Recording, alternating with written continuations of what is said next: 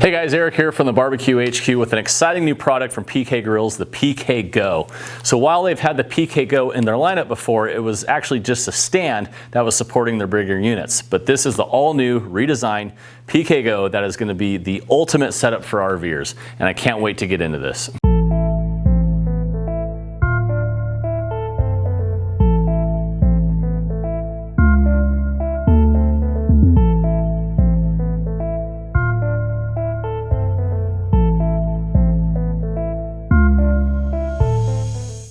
Hey guys, Eric here from the Barbecue HQ with an exciting new product, especially for me personally. This is the PKGO portable grilling system from PK Grills. So in the past, they've had the PKGO, which has actually kind of just been a stand for the traditional PK grills. However, this is a whole new design, whole new setup. And for me, especially as much as an avid RVer that I am, this is exactly what I've been looking for. Through the years, I have had all sorts of grills, whether it's been full-size pellet grills, charcoal grills, Weber kettles, Santa Maria style grills, small Weber Smoky Joes, Davy Crockett's from Green Mountain Grills, Camp Chef Pursuits, you name it, I've had it inside of my trailer. And I'm constantly looking for something newer, better, and I think I found it here with the PKGO. So right now I currently have the PKTX, which is a great setup. However, it's always that battle of space, and how often I'm actually using the full capabilities of the TX is far and few between. And while the cookers I've had in the past have been really good cookers, they just take up a ton of room. The pellet grills tend to be super heavy, and everything else seems to take up a lot of room inside of the trailer.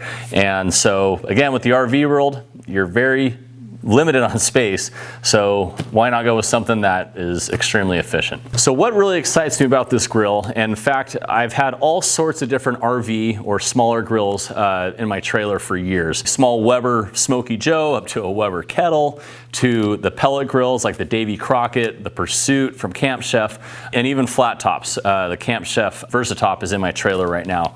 So what I really like about PK is they really are a great jack of all trades. And you won't find anything as light or compact that does what this is able to do for the cooking capacity.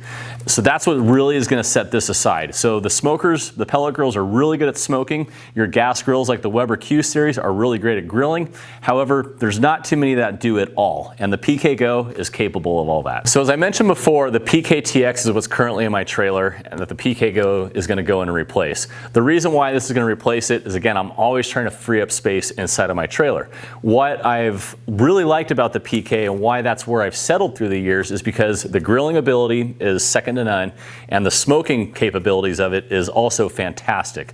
So it may not have the precise control of a pellet grill. However, once you learn how to use the PK, despite its size, its abilities to smoke is phenomenal. And the reason why is the aluminum body heats up so well, it just becomes even all the way around, despite you having a heat source on the bottom. It cooks remarkably well. The first time I ever smoked something for a long duration on the PK, I thought I was gonna have to rotate, but I didn't. It's amazing how even these cook. So again, that's why it finds a home for me, is it can do everything very well. All right, so without any further ado, let's get to the unboxing, but I hate the long unboxing processes, so. All right, so here it is. So it's actually pretty much just like this out of the box with the exception of having to put the handle on it. They do include an Allen key, so if you don't have any tools, you're good to go there. There is a basic owner's manual on how to use it, kind of shows some parts diagram, a few recipes, and gives you an idea on how to use the PKGO.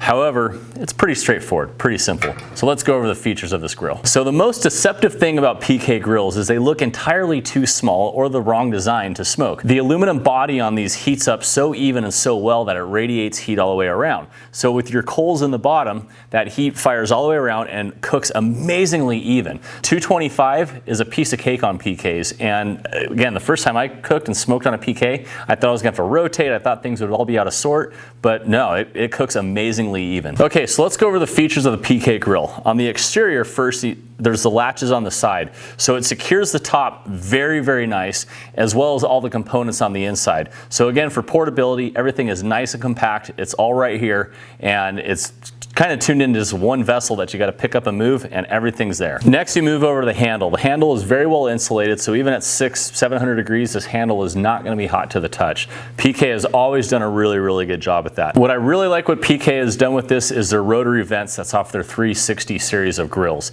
These are are extremely easy to adjust. So they've done that with the top vents, and then your bottom vents are these pull open vents. There's two, one on each side.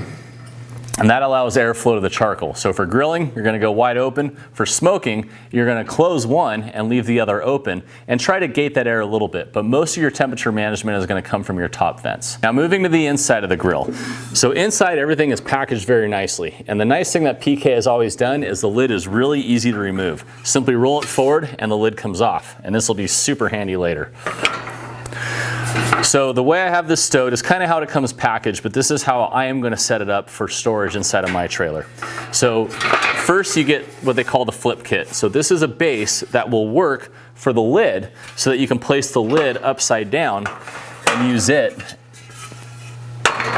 as a second cook area. So another feature that I really like, I have never used traditional gauge thermometers on my PK grills. I just haven't felt a need for it because I'm pretty much always using a digital thermometer. Fireboard's my go-to. So what they've done on the back is they've put a temp gauge, a temperature door on the back here that allows you to put probes right through and then seal it up to control your airflow. Great design. I really like this setup, and it will definitely be used. You can add a thermometer if you want, a regular thermometer by drilling a hole, but for me, like again, I've never needed it, so this will be my go-to. What I like about what PK has done here is they allow you to use the lid as another grill. So basically they call it their hibachi setup. So you get two of these charcoal grates. So one is designed to go in the lid, the other one goes inside the base. So once that drops in, you can take the second grate here, and this is your heavy-duty cast iron grate, which I would recommend for grilling and searing. This will drop right on top, and there's your hibachi setup. Now inside, we have the split grates, which can be used for grilling as well, but I would recommend these for smoking. So the split grates give you access to putting a water pan, adding chunks of wood into the charcoal, or adding more charcoal throughout the duration of the cook. And these simply set in. Okay, so once we have the lid off, I have this packaged as I would for travel. So first I come across a charcoal grate. So there's actually two of these, and these are designed to go in the bottom. So in this case, the lid here, there's another one in the bottom of the base, and this is what your charcoal sits on and allows for adequate airflow. So I'm going to put this into the lid. Next we come to what I call the searing grate. And so in the hibachi mode, you're going to take this and put this over onto the lid. Now this is ready to go in hibachi mode. You can also use this same grate on the base if you're going to do high temp searing. It's built a little bit better, a little bit heavier than what I call their smoking grates. And these are a split grate that allow you access inside. So you can add charcoal, you can put a water pan in there, you can add chunks of the charcoal. These split grates are really going to be beneficial for smoking. So with this is the hibachi setup. You get quite a bit of grill space. You have two separate grills, which actually isn't bad. You kind of have dual zone. You can run one hotter, one run a little bit less intense, and will give you much more control over your food. Or if you're cooking for a party, you've got the ability to do so. So we have this grill set up now in the smoking mode or your regular grilling mode. For me, this is probably how it's going to be most of the time, unless if I need that extra capacity, then I'll change it. So inside here, you're going to have your two smoking grates, I'll call them. And to get it lit, I like to use the small Weber chimney. I used to use the full one on the big guy, but again, for size inside of the trailer, I've gone to the small guy. The reason why I also went to that with the TX was because I could fit it inside of the TX. But for here, I've just become so accustomed to it, I'm going to stick with that half chimney. Again, it's going to give me more room inside of my trailer. So to get this fired up, I will get the chimney lit. If we're going to smoke, I'll go ahead and pour some charcoal in the bottom here, move it all to one side, put our grate back into place. And then once the charcoal is ready to go, pour it in, and we're on our way. Okay, so this is how I pretty much see myself using the PK most of the time in smoking, or I would say common everyday grilling mode. I will put the heavier duty grate on if I'm gonna go really intense after some steaks, really going for that high heat, but for the most time, I'm just gonna be using the split grate system. So for me, I like using the Weber half charcoal chimney to get everything going. It's nice and small, it's nice and compact, it's easy to carry with you. Yeah, you can carry a bigger one with me, but again, I'm looking for as much space as I can inside of my trailer. So anywhere I can get a few square inches, I'll do it to gain it. So to get this going, in smoking mode, I will go ahead and put some charcoal down in the bottom of it. I'll light the chimney. I may not even do a full load in that chimney. And once that chimney is nice and wide on top, I'll go ahead and pour that chimney in, stack everything to one side, and we're off cooking. Okay, so the way to start this, we'll go over to smoking mode first. So grilling's pretty straightforward. Get your chimney lit. You can put a little bit of charcoal down in the bottom if you want, and then dump the charcoal basket in once you have your coals nice and wide on top. For smoking, I usually reduce this a little bit, and again, you can figure out what works for you. Here I use Jealous Devil briquettes. You can use lump charcoal. I've gotten away with Fogo Premium, some of the smaller lumps. It will work okay. Generally want to stay away from the bigger lumps, so you just won't have the performance. So a briquette, a good quality briquette. I'm not a big fan of Kingsford. B&B or Jealous Devil is my favorite, my go-tos. I just prefer the all-natural stuff. So once you get this lit, you got your white coals over the top of it, you can go ahead, pop off one of the grates, dump your coals in, and now airflow is going to be key. So if we're cooking indirect, we want to push all the coals to one side, try to keep them there. And on that side, you're going to open up one of the bottom vents. So if we've got our coals to the right, we'll open your left. I'll open up this left vent with all the coals over there. And then on top, we're going to open the opposite vent up here to control our heat.